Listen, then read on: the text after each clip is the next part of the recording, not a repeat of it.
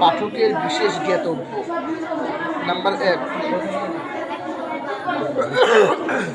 এই পবিত্র ব্রেল কোরআনুল কারীম মুদ্রণের ক্ষেত্রে সাইটেড কোরআনের সাথে সঙ্গতি রেখে জেদ, জবর, পেশ, জজম, 3 আলিফ, 4 আলিফ এবং অন্যান্য চিহ্ন যথাযথভাবে ব্যবহারের চেষ্টা করা হয়েছে। কাজেই পাকিস্তান, ইরান ও অন্যান্য দেশ হতে মুদ্রিত ব্রেল কোরআনের সাথে এই ব্রেল কোরআনের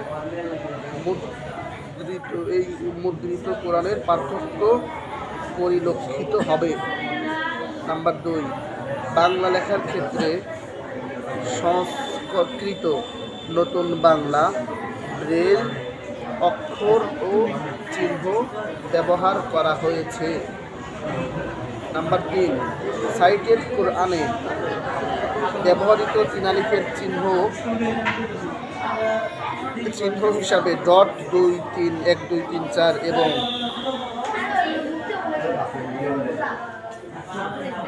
2, 4, 6 4 আলিফের চিহ্ন হিসাবে ডট, 1, 2, 3, 4 ব্যবহার করা হয়েছে। এই চিহ্নগুলো অন্যান্য দেশে মুদ্রিত ব্রেল কোরআনে নেই। নাম্বার 4, বদলকৃত নুনের চিহ্ন হিসাবে ডট, 5, 6 নুন এবং বদলকৃত মিমের চিহ্ন হিসাবে ডট, 5, 6 মিম ব্যবহার করা হয়েছে। নাম্বার 5, আল কোরআনুল কারীম ব্রেল অনুবাদ করার প্রক্রিয়ায় দৃষ্টিসম্পন্ন ও দৃষ্টিহীন অভিজ্ঞ হাফেজ এবং আলেম দ্বারা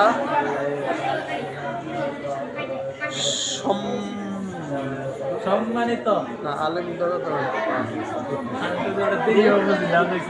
রিডিং করা হয়েছে।